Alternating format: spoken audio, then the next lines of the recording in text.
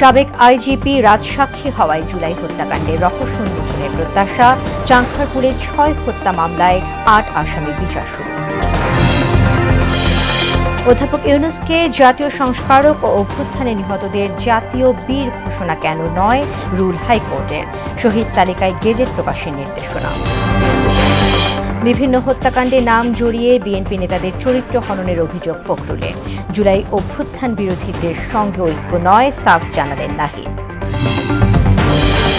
এবং নারী আসন সহ দ্বিপক্ষ বিশিষ্ট আইনসভা নিয়ে বৈঠক ঐকমত্য কমিশন।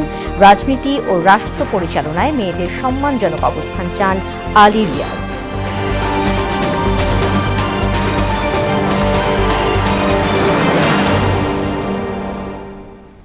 আসসালামু আলাইকুম, মোহনা সংবাদে সবাইকে স্বাগত। শুনছিলেন শিরোনাম, সঙ্গে আছি তাসমিয়া জেরিন। এবার বিস্তারিত।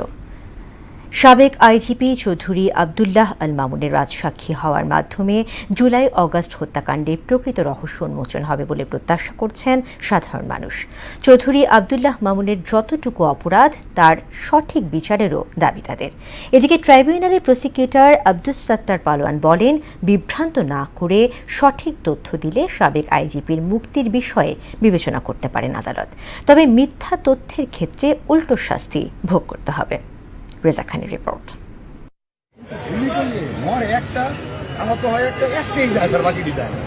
জুলাই হত্যাকাণ্ডের প্রমাণ হিসেবে এমন অসংখ্য ভিডিও রয়েছে আন্তর্জাতিক অপরাধ ট্রাইব্যুনালের কাছে।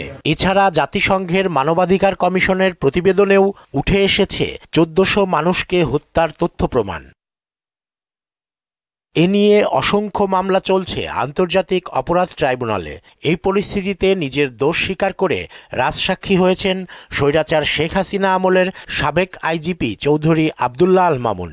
শীর্ষ সন্ত্রাসী এরশাদ শিকদারের দেহরক্ষী নুরে আলমের পর দেশের ইতিহাসে রাজসাক্ষী হওয়ার দ্বিতীয় নজির স্থাপন করলেন সাবেক একজন আইজিপি। প্রকৃতপক্ষে কি হয়েছে, কি ঘটছে সেটা বের হয়ে আসা এবং দেশবাসী সেটা জানতে পারলে সেটা আমার মনে হয় সবচেয়ে ভালো হয়। শেখ হাসিনার আমলে যে উনি কার্যক্রম করেছেন, হয়তো নিজে সেভ করার জন্য বা অনুতপ্তর কারণে কোনো মেকানিজম হতে পারে, এটা হতে পারে তার নিজেকে সেভ করার জন্য। চৌধুরী আবদুল্লাহ আল মামুন রাজসাক্ষী হলেও জুলাই হত্যাকাণ্ডে জড়িত থাকার অপরাধে তারও সঠিক বিচার দেখতে চান সাধারণ মানুষ।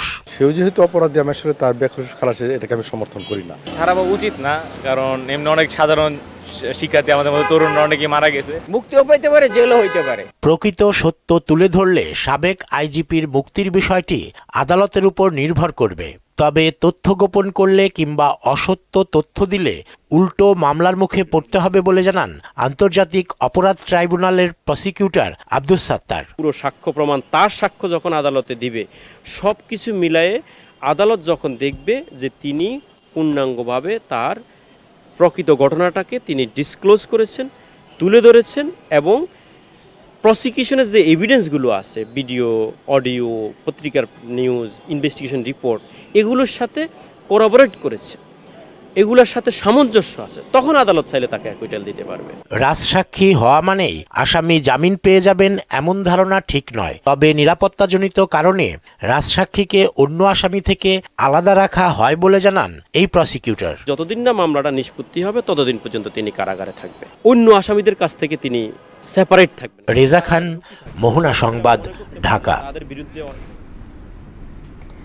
জুলাই অভ্যুত্থানে রাজধানী চাঁনখারপুলে শহীদ আনাজ সহ ৬ জনকে হত্যার ঘটনায় ডিএমপির সাবেক কমিশনার হাবিবুর রহমান সহ ৮ পুলিশ সদস্যের বিরুদ্ধে অভিযোগ গঠন করে বিচার শুরুর আদেশ দিয়েছেন ট্রাইব্যুনাল। এদিকে গুমের মামলা তদন্তের স্বার্থে র্যাবের সাবেক কর্মকর্তা তারেক সাইদ সহ ৩ জনকে জিজ্ঞাসাবাদের অনুমতি দিয়েছেন একই ট্রাইব্যুনাল। এছাড়া কল্যাণপুরে জাহাজবাড়িতে জঙ্গি নাটক সাজিয়ে ৯ জনকে হত্যার ঘটনায় সাবেক আইজিপি ও কমিশনার সহ ৩ জনকে হাজির করা হয় ট্রাইব্যুনালে। এস.ইউ. সেলিমের প্রতিবেদন। জুলাই গণঅভ্যুত্থানে ৫ আগস্ট শেখ হাসিনা পালিয়ে যাওয়ার মাত্র কয়েক ঘণ্টা আগে রাজধানীর চাঁনখারপুলে পুলিশের গুলিতে নির্মমভাবে নিহত হন শহীদ আনাস, জুনায়েদ ও রাকিব হাওলাদার সহ ৬ জন।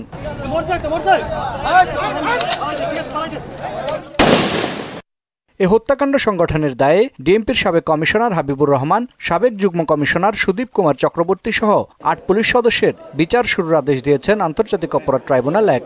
এই ৮ জন আসামির বিরুদ্ধে আনুষ্ঠানিকভাবে অভিযোগ গঠন করেছেন। অভিযোগটা হচ্ছে ৫ই আগস্ট ২০২৪ সালে ঢাকা মহানগরীর চানখারপুর এলাকায় মানবতা বিরোধী অপরাধ সংগঠনের মাধ্যমে ৬ জন তরুণকে গুলি করে হত্যা করা। একটা সংক্ষিপ্ত টাইম ফ্রেমের মধ্যে তদানীন্তন ডিএমপির কমিশনার হাবিবুর রহমানের নির্দেশে হাবিবুর রহমান আবার শেখ হাসিনা এবং আসাদুজ্জামান খান কামাল এবং পুলিশের আইজিপির মাধ্যমে নির্দেশিত হয়েছিলেন। এছাড়া গুমের মামলার আসামি বরখাস্তকৃত সেনা কর্মকর্তা জিয়াউল হাসানের বিষয়ে তথ্য সংগ্রহে নারায়ণগঞ্জের ৭ খুনের দায়ে মৃত্যুদণ্ডপ্রাপ্ত সাবেক র্যাব কর্মকর্তা তারেক সাইদ, মাসুদ রানা ও আরিফ হোসেনকে জিজ্ঞাসাবাদের অনুমতি দিয়েছেন একই ট্রাইব্যুনাল।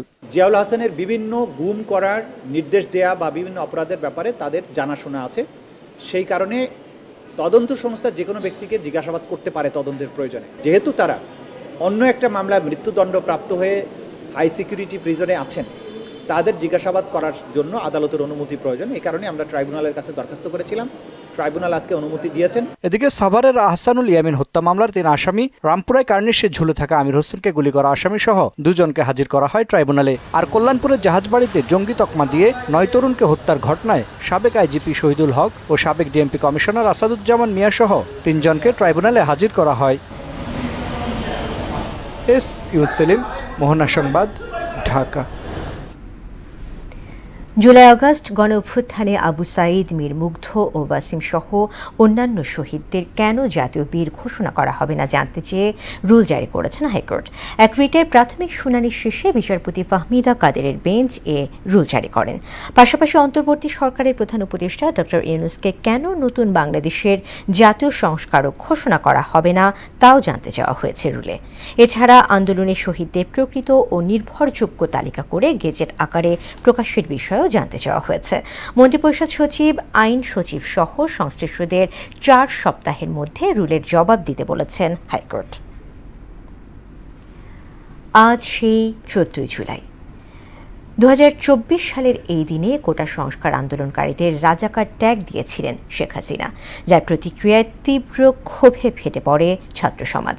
মেধাবী ও কোটা নিয়ে সাংবাদিক প্রভাস আমিনের এক প্রশ্নের জবাবে শেখ হাসিনা বলেন, মুক্তিযোদ্ধার সন্তান নাতিপুতিরা মেধাবী না, যত রাজাকারের নাতিপুতিরা মেধাবী। শেখ হাসিনার ওই মন্তব্যের জেরে ক্ষোভে ফেটে পড়ে ছাত্র সমাজ। রাতেই ঢাকা বিশ্ববিদ্যালয়ের বিভিন্ন হল থেকে বের হয় প্রতিবাদ মিছিল। মুক্তিযোদ্ধার সন্তান নাতিপুতিরা কেউ মেধাবী না, যত রাজাকারের বাচ্চারা নাতিপুতি হলো মেধাবী, তাই না? কিন্তু এটা ভুলে গেলে চলবে না যে যাদেরকে মেধাবী না বলছে তাদের হাতে কিন্তু ওরা পরাজিত। যুদ্ধে কিন্তু মুক্তিযোদ্ধারাই জয়ী হয়েছিল, রাজাকাররা জয়ী হয় নাই। দেশে সংগঠিত বিভিন্ন হত্যাকাণ্ডে নাম জড়িয়ে বিএনপির শীর্ষ নেতৃত্বের চরিত্র হননের চেষ্টা করা হচ্ছে বলে মন্তব্য করেছেন দলটির মহাসচিব মির্জা ফখরুল ইসলাম আলমগীর। সকালে রাজধানীর গুলশানে বিএনপি চেয়ারপারসনের কার্যালয়ে সংবাদ সম্মেলনে তিনি বলেন, সরকার পরিচালনার দায়িত্বে না থাকা সত্ত্বেও বিশেষ একটি রাজনৈতিক দলের মিছিলের আয়োজন ও অশ্লীল স্লোগান আবারও দেশকে ফ্যাসিবাদের যুগে ফিরিয়ে নিয়ে যাচ্ছে কিনা সেই প্রশ্ন উঠতেই পারে। মিটফোর্ডে হত্যাকাণ্ডের অনুসন্ধানে বিএনপির পক্ষ থেকে তদন্ত ও তথ্যানুসন্ধানী কমিটি গঠন করে প্রকৃত সত্য উদ্ঘাটন করে জনসম্মুখে প্রকাশ করা হবে বলেও জানান মির্জা ফখরুল। পূর্ব পরিকল্পিতভাবে 9 জুলাইয়ের ঘটনা 11 জুলাই শুক্রবার জুমার নামাজের পর সবচেয়ে প্রাইম টাইমে ইন্টারনেটে ছড়ানো শুরু করা হয়েছিল। অপরাধীর জন্য কোনো অনুকম্পার সুযোগ নেই, তেমন পক্ষ অবলম্বনের প্রশ্ন উঠতে পারে না। শুধুমাত্র অভিযোগের ভিত্তিতে দলীয় পদ থেকে অবসরণের এমন দৃষ্টান্তমূলক পদক্ষেপকে স্বাগত না জানিয়ে পরিকল্পিতভাবে চরিত্র হনন দেশের গণতান্ত্রিক অভিযাত্রাকে প্রশ্নবিদ্ধ করে। মুজিববাদ বাংলাদেশের সংবিধান বিভাজনে তৈরি করে রাষ্ট্রকে এগোতে দেয়নি, অথচ বিএনপি এখন সেই মুজিববাদী সংবিধান টিকিয়ে রাখতে চাইছে। এছাড়া দলটি এখন চাঁদাবাজের দলে পরিণত হয়েছে বলে মন্তব্য করেছেন জাতীয় নাগরিক পার্টির আহ্বায়ক নাহিদ ইসলাম। বিকেলে পটুয়াখালী সার্কিট হাউস সংলগ্ন হৃদয়ে তরুয়া চত্বরের পথসভায় এসব কথা বলেন তিনি। যদি কেউ জনগণের বিরুদ্ধে দাঁড়ায়, জুলাইয়ের গণ অভ্যুত্থানের বিরুদ্ধে অবস্থান নেয়, তাদের সঙ্গে কোনো ঐক্য সম্ভব নয় বলেও জানান নাহিদ। বাংলাদেশে মুজিববাদ একটি বিভাজন তৈরি করেছে। মুজিববাদী সংবিধান বাংলাদেশ রাষ্ট্রকে এগোতে দেয়নি, কিন্তু সেই মুজিববাদী সংবিধান, সেই ৭২-এর সংবিধানকে টিকিয়ে রাখতে চাচ্ছে এখন বিএনপি। বিএনপি এখন চাঁদাবাজদের দল তৈরি হয়েছে, সন্ত্রাসদের দল তৈরি হয়েছে, মুজিববাদের নতুন পাহারাদার হিসেবে আবির্ভূত হয়েছে। আমরা বিভাজন চাই না, কিন্তু যদি জনগণের বিরুদ্ধে দাঁড়ায়, জুলাই গণ অভ্যুত্থানের বিরুদ্ধে কোনো শক্তি দাঁড়ায়, তবে অবশ্যই তাদের সাথে আমাদের ঐক্য সম্ভব নয়। মব ভায়োলেন্স কোনোভাবেই গ্রহণযোগ্য নয় বলে জানিয়েছেন স্বরাষ্ট্র উপদেষ্টা মোহাম্মদ জাহাঙ্গীর আলম চৌধুরী। দুপুরে কক্সবাজারে জেলা প্রশাসনের আয়োজনে অনুষ্ঠিত রোহিঙ্গা অনুপ্রবেশ ক্যাম্প ব্যবস্থাপনা ও মাদকদ্রব্য নিয়ন্ত্রণ বিষয়ক আলোচনা সভা শেষে কথা বলেন তিনি। জনগণ সচেতন হলে মব ভায়োলেন্স হবে না। কেউ আইন নিজের হাতে তুলে না নিলে তার বিরুদ্ধে কঠোর ব্যবস্থা নেওয়া হবে। একই সঙ্গে মাদক কারবারিদের ধরে আইনের আওতায় আনা হবে বলেও জানান উপদেষ্টা। জনগণ সরব হলে তো জনগণই মব ভায়োলেন্স বন্ধ করে দিবে। মব ভায়োলেন্স কোনো অবস্থায় গ্রহণযোগ্য নয়। যদি কেউ কোনো কিছু করতে যায়, আইন প্রয়োগকারী সংস্থার কাছে হ্যান্ড ওভার করবে। নিজের হাতে কারো আইন তুলে নেওয়ার অধিকার কারণ নেই। মাদকটা আমাদের এই সমাজে বিভিন্ন জায়গায় বিভিন্ন লেভেলে ছড়ায় পড়ছে। এটা নিয়ন্ত্রণ করার উদ্দেশ্যেই আমাদের আজকে সভাটা। ফ্যাসিবাদ বিরোধী আন্দোলনে নারীদের ভূমিকাকে স্বীকৃতি দেওয়া সকল রাজনৈতিক দলের দায়িত্ব বলে মন্তব্য করেছেন ঐকমত্য কমিশনের সহসভাপতি অধ্যাপক আলী রিয়াজ।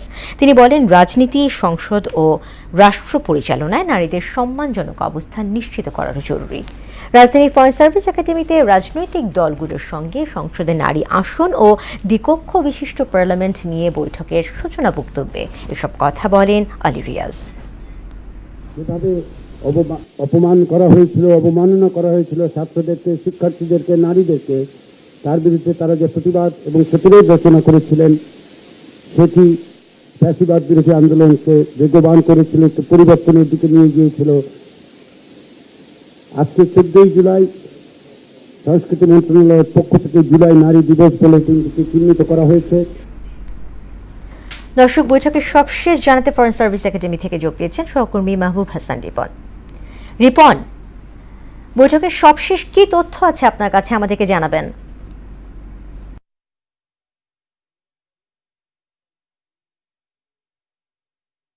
ধন্যবাদ জারিন। কিছুক্ষণ আগেই আসলে ঐকমত্য কমিশনের যিনি সহসভাপতি, তিনি কিন্তু তার দুটি বিষয় নিয়ে আসলে সারাদিন ভর আলোচনা হয়েছে। দুটি বিষয়, প্রথমটি ছিল সংসদে নারী, সারাদিন ভর আলোচনা হয়েছে দুটি বিষয়ের। প্রথমটি ছিল সংসদে নারী আসন এবং দ্বিতীয়টি ছিল দ্বিকক্ষ বিশিষ্ট পার্লামেন্ট। এই আলোচনা এর আগেও অনেকবার হয়েছে, কিন্তু আজকে এই আলোচনাতে কিন্তু দ্বিমত রয়েছে রাজনৈতিক দলগুলোর এবং তারা কিন্তু একমতে আসতে পারেনি। আলী রিয়াজ যেটি বলেছেন সেটি হচ্ছে যে রাজনৈতিক দলগুলো পদ্ধতিগত বা প্রক্রিয়াগত বিভিন্ন কারণে এই দুটি বিষয়ে তারা একমত হতে পারেননি। আমরা রাজনৈতিক দলগুলো তারা তাদের ব্রিফিংয়ে যে বিষয়টি জানিয়েছেন, সংসদে নারী আসনের বৃদ্ধির ক্ষেত্রে কিছু কিছু রাজনৈতিক দল তারা একমত হয়েছেন, 50টি আসন 100টি আসনে উন্নীত করার ক্ষেত্রেও তারা একমত হয়েছেন। কিন্তু সমস্যাটি হচ্ছে যে এই নির্বাচন প্রক্রিয়াটি কী হবে। বিএনপি সহ তার সমমনা যে রাজনৈতিক দলগুলো রয়েছে তারা বলছে যে যেই প্রক্রিয়া বিদ্যমান যে প্রক্রিয়াটি আছে, অর্থাৎ যে কটি আসনে 300 আসনে যে নির্বাচন যদি হয়, সেই আসনে যে কটি আসনে তারা মানে নির্বাচিত হবেন সেটার অনুপাতে নারী আসন নির্ধারণ করা বিষয়টি বলছেন। এনসিপি সহ অন্য যারা রয়েছেন তারা কিন্তু পিআর সিস্টেমের কথা বলছেন এবং আরও অনেক রাজনৈতিক দল আছে তারা সরাসরি নির্বাচনের কথা বলছে। কাজে এই জায়গাটাতে প্রক্রিয়াগতভাবে একমত হওয়া যায়নি। দ্বিতীয় যে ইস্যুটি সেটি হচ্ছে দ্বিকক্ষ বিশিষ্ট পার্লামেন্ট। এটি নিয়েও এর আগে 3 দফা আলোচনা হয়েছে। আজকের আলোচনাতেও দ্বিকক্ষ বিশিষ্ট পার্লামেন্ট কিভাবে হতে পারে, সেটা পদ্ধতিগত প্রক্রিয়া কি হতে পারে, এই বিষয়গুলো নিয়ে রাজনৈতিক দলগুলোর মধ্যে মতবিরোধ আছে। এই বিষয়টা যেমন একটি বিষয়। আরেকটি বিষয় হচ্ছে যে আজকে এই দুইটা বিষয়েই কমিশন বিকল্প প্রস্তাব উত্থাপন করেছে। এই ব্যাপারটি রাজনৈতিক দল খুব ভালোভাবে নেয়নি। আসলে তারা মনে করছেন যে হঠাৎ করে বিকল্প প্রস্তাব কালক্ষেপণেরই একটি প্রক্রিয়া হতে পারে বলে তারা কিন্তু অভিযোগ করেছেন। তো আমার কাছে এই ছিল রাজধানী ফরেন সার্ভিস একাডেমি থেকে সবশেষ। জারি রিপন, আপনাকে অনেক ধন্যবাদ। দেশের অর্থনীতিতে কিছুটা স্বস্তি ফিরলেও ট্রাম্পের শুল্ক নীতি নতুন করে অস্থিরতা বাড়াচ্ছে। জুনে বাংলাদেশের মূল্যস্ফীতির হার কমে 8.4 4.8% দাঁড়িয়েছে 27 মাসের মধ্যে, যা সর্বনিম্ন। অর্থনীতিবিদরা বলছেন মূল্যস্ফীতির হার স্বস্তিদায়ক হলেও ট্রাম্পের নতুন শুল্ক আরোপ মার্কিন বাজারে প্রতিযোগিতার মুখে ফেলবে বাংলাদেশি পণ্য। মনিরুল ইসলামের বিশেষ প্রতিবেদন। নানান সীমাবদ্ধতা সত্ত্বেও মূল্যস্ফীতি কমেছে, যা 2 বছরের সর্বনিম্ন। গত মাস তো বটেই, গত বছরের এই সময় থেকেও দাম কম অধিকাংশ পণ্যের। পরিসংখ্যান ব্যুরোর তথ্য বলছে খাদ্য এবং খাদ্য বহির্ভূত উভয় পণ্যের দাম কমেছে, তাই মূল্যস্ফীতির হারও কমছে।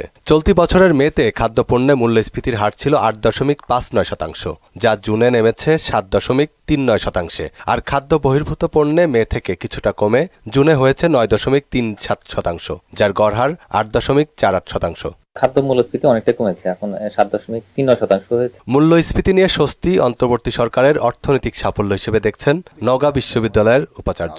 একটি পরিবারের লেবাস ব্যবহার করে সেই জায়গা থেকে আস্তে আস্তে অন্তর্বর্তীকালীন সরকারের নেতৃত্বে অর্থনীতি ঘুরে দাঁড়াচ্ছে। সেই ঘুরে দাঁড়ানোর সুফল হলো এই মূল্যস্ফীতিটা কমে যাওয়া। আশা করি এই ধারা অব্যাহত থাকবে এবং ফেব্রুয়ারিতে যে জাতীয় নির্বাচন, বহুল প্রত্যক্ষিত জাতীয় নির্বাচনে যারাই ক্ষমতায় আসবে এই ধারাকে অব্যাহত রাখবে এবং কোনোদিন যেন এই আর্থিক সেক্টরে এই কালো মেঘ যেন আবারও জাঁকিয়ে বসতে না পারে। বাংলাদেশি পণ্যে 35% শুল্ক আরোপ করেছে ট্রাম্প প্রশাসন। আগস্ট থেকে যা কার্যকর হবে। দেশের রপ্তানি খাতের জন্য সাম্প্রতিক সময়ের সবচেয়ে বড় ধাক্কা হিসেবে দেখা হচ্ছে শুল্ককে। ভিয়েতনাম আমাদের অনেক বড় একটা প্রতিযোগী, তারা কিন্তু শুল্ক হার অর্ধেকের চেয়ে কম করে ফেলেছে। মূল্যস্ফীতির হার নিম্ন মধ্যবিত্তদের জন্য স্বস্তিদায়ক হলেও ট্রাম্পের শুল্ক নীতি অর্থনীতিকে ভোগাবে বলে মনে করছেন অর্থনীতিবিদ মাহফুজ কবির। আমদানিকৃত পণ্যেরও কিন্তু দাম সেভাবে বাড়েনি, তো সব মিলিয়ে একটা ভালো প্রভাব পড়েছে মূল্যস্ফীতি কমানোর উপরে। তো এই সরকার যদি এইভাবে ধরে রাখতে পারে তার নীতি, তাহলে সেই ক্ষেত্রে আমি মনে করি যে মূল্যস্ফীতি আরো কমানো সম্ভব। বিশ্লেষকরা বলছেন এ ধরনের শুল্ক আরোপের ফলে বাংলাদেশের প্রধান রপ্তানি খাত, বিশেষ করে তৈরি পোশাক শিল্প মার্কিন বাজারে অবস্থান হারাতে পারে। বাংলাদেশের যে বাজার সেটা হাতছাড়া হওয়ার একটা আশঙ্কা তৈরি হবে। সুতরাং এখন বাংলাদেশের রপ্তানির স্বার্থে খুব দ্রুত একটা সিদ্ধান্ত নিয়ে আমাদের রপ্তানি খাতকে বাঁচাতে হবে। এখানে যে লক্ষ লক্ষ কর্মসংস্থান রয়েছে এবং অর্থনীতি যে এত ক্রিটিক্যালি ডিপেন্ডেন্ট এই এক্সপোর্টের উপরে, সেটা যদি নষ্ট হয় তখন কিন্তু বাংলাদেশের আর কিছু করার থাকবে না। তাই কাল বিলম্ব না করে দেশের স্বার্থেই মার্কিন প্রশাসনের সঙ্গে দেন দরবার করেই সমাধান করার তাগিদ দিলেন তারা। মনিরুল ইসলাম, মোহনা সংবাদ, ঢাকা। ময়মনসিংহের ভালুকায় 2 শিশুসহ মাকে গলা কেটে হত্যা করা হয়েছে। সোমবার বেলা 11টার দিকে ভালুকা পৌরসভার 7 নং ওয়ার্ডের টিএনটি মোড় এলাকায় হাইউইলের বাসা থেকে মরদেহগুলো উদ্ধার করা হয়। ময়মনসিংহে পুলিশ সুপার এ খবরের সত্যতা নিশ্চিত করেছেন। হত্যাকাণ্ডটি তদন্তাধীন রয়েছে এবং নিহতের স্বামীকে জিজ্ঞাসাবাদের জন্য আটক করা হয়েছে। ফেনীতে বন্যার পানি নেমে যাওয়ার সঙ্গে সঙ্গে স্পষ্ট হচ্ছে ক্ষয়ক্ষতির চিত্র। জেলার পরশুরাম ও ফুলগাজী 2 উপজেলায় ভেঙেছে নদীর বাঁধ, বাড়িঘর, রাস্তাঘাট সহ শিক্ষা প্রতিষ্ঠান। এতে কয়েক কোটি টাকার ক্ষতির আশঙ্কা করা হচ্ছে। টানা বৃষ্টি আর উজানের পানির স্রোতে বিলীন হয়ে গেছে ঘরবাড়ি। ছোট বড় গর্তের সৃষ্টি হয়ে অনেক সড়ক চলাচলের অনুপযোগী হয়ে পড়েছে। নষ্ট হয়েছে ফসলের জমি। জেলা প্রশাসন জানায় আশ্রয়ণ কেন্দ্র থেকে মানুষ ঘরবাড়িতে ফিরছে। ক্ষতিগ্রস্ত মানুষদের মধ্যে শুকনা খাবারের পাশাপাশি চাল বিতরণ করা হয়েছে। পর্যায়ক্রমে পুনর্বাসন করা হবে। যারা ক্ষতিগ্রস্ত হয়েছে বন্যায় তাদের তালিকা নিরূপণ করছি, ক্ষয়ক্ষতি নিরূপণ করছি। তাদেরকে পুনর্বাসনে আমরা সরকারি উদ্যোগে এবং বেসরকারি বিভিন্ন সংস্থার সমন্বয়ে তাদেরকে আমরা পুনর্বাসনের কাজ করব। আন্তর্জাতিক প্রসঙ্গ। গাজায় ইসরায়েলি বর্বরতা চলছে। 24 ঘন্টায় আরও 95 ফিলিস্তিনি নিহত হয়েছে। এতে প্রাণহানি ছাড়িয়েছে 58,000। এদিকে ইউক্রেনের বিভিন্ন শহরে এক রাতে 600 ড্রোন সহ একাধিক মিসাইল হামলা চালিয়েছে রাশিয়া। এতে 6 জনের মৃত্যু হয়েছে। অন্যদিকে সিরিয়ার ড্রুজ শহর স্থানীয় সশস্ত্র গোষ্ঠী ও ক্ষুদ্র জাতিগোষ্ঠীর মধ্যে সংঘর্ষে অন্তত 30 জন নিহত হয়েছে। বিস্তারিত কাজী সোহারিনের ডেস্ক রিপোর্ট। গাজায় দিন দিন বাড়ছে ইসরায়েলি আগ্রাসন। রোববার উপত্যকাটির জনবহুল বাজার ও একটি পানি সংগ্রহ কেন্দ্র সহ বিভিন্ন স্থানে হামলা চালিয়ে কমপক্ষে 95 জন ফিলিস্তিনিকে হত্যা করেছে নেতানিয়াহু সেনারা, যার মধ্যে অর্ধেকের বেশি নারী ও শিশু। এদিকে মধ্য গাজার নুসেইরাত শরণার্থী শিবিরের একটি পানি সংগ্রহস্থলে অন্তত 10 জন নিহত হয়েছে। আল জাজিরার তথ্যমতে শিশুরা পানি সংগ্রহের লাইনে দাঁড়ানো অবস্থায় ক্ষেপণাস্ত্র হামলা করে ইসরায়েলি সেনারা। গাজার স্বাস্থ্য মন্ত্রণালয় জানিয়েছে 21 মাসের লাগাতার ইসরায়েলি তাণ্ডবে প্রাণহানি ছাড়িয়েছে 58,000। এদিকে গাজায় যুদ্ধবিরতি নিয়ে দোহায় আলোচনা বন্ধ থাকলেও আশার কথা শোনালেন মার্কিন প্রেসিডেন্ট ডোনাল্ড ট্রাম্প। বলেন, গাজায় ইসরায়েলি সংঘাত নিয়ে আলোচনা চলছে, আগামী সপ্তাহে অগ্রগতি হবে। অন্যদিকে সিরিয়ার দ্রুজ অধ্যুষিত শহর সুইদাতে স্থানীয় সশস্ত্র সংগঠন ও ক্ষুদ্র জাতিগোষ্ঠীর মধ্যে ব্যাপক সংঘর্ষ হয়েছে। এতে অন্তত 30 জন নিহত এবং 100 জন আহত হয়েছে বলে জানিয়েছে সিরিয়ার স্বরাষ্ট্র মন্ত্রণালয়। ওদিকে ক্রমে উত্তেজনা বাড়ছে ইউক্রেন রাশিয়ার মাঝে। ইউক্রেনের বিভিন্ন শহরে এক রাতে 600-রও বেশি ড্রোন ও 26টি ক্রুজ ক্ষেপণাস্ত্র হামলা চালিয়েছে রুশ বাহিনী। এতে কমপক্ষে 6 জন নিহত হয়েছে বলে দাবি করেন প্রেসিডেন্ট জেলেনস্কি। আর ইউক্রেনের প্রতিরক্ষা বিভাগের দাবি অধিকাংশ রুশ ড্রোন ও মিসাইল প্রতিহত করা গেছে। এদিকে ইউক্রেনের দনেস্ক অঞ্চলের মাইরন গ্রাম দখলের দাবি করেছে রুশ প্রতিরক্ষা মন্ত্রণালয়। এলাকাটি নিপ্রোপেত্রোভস্ক সীমান্তে অবস্থিত। কাজী শাহরিন, মোহনা সংবাদ। খেলা খবর ক্রিকেট। আইসিসির জুন মাসে সেরা পুরুষ ক্রিকেটার নির্বাচিত হয়েছেন দক্ষিণ আফ্রিকার এইডেন মার্করাম। অস্ট্রেলিয়ার বিপক্ষে লর্ডসে ম্যাচ জেতানো সেঞ্চুরি করা দক্ষিণ আফ্রিকান ব্যাটার পেয়েছেন আইসিসির প্লেয়ার অব দ্য মান্থের স্বীকৃতি। সেরা লড়াইয়ে মার্করাম হারিয়েছেন সতীর্থ কাগিসো রাবাদা ও শ্রীলঙ্কার প্রথম নিসাঙ্কাকে। গেল মাসে সেরা পুরুষ ও নারী ক্রিকেটারের নাম প্রকাশ করে আইসিসি। এদিকে নারী মাস সেরা ক্রিকেটার নির্বাচিত হলেন ওয়েস্ট ইন্ডিজের হেইলি ম্যাথিউস। সেরা হওয়ার দৌড়ে ম্যাথিউস পেছনে ফেলেছেন স্বদেশী অ্যাফি ফ্লাইচার ও দক্ষিণ আফ্রিকার তাসমিন ড্রেসকে। শেষ করব মোহনা সংবাদ, যাবার গিয়ে শিরোনামগুলো আরও একবার।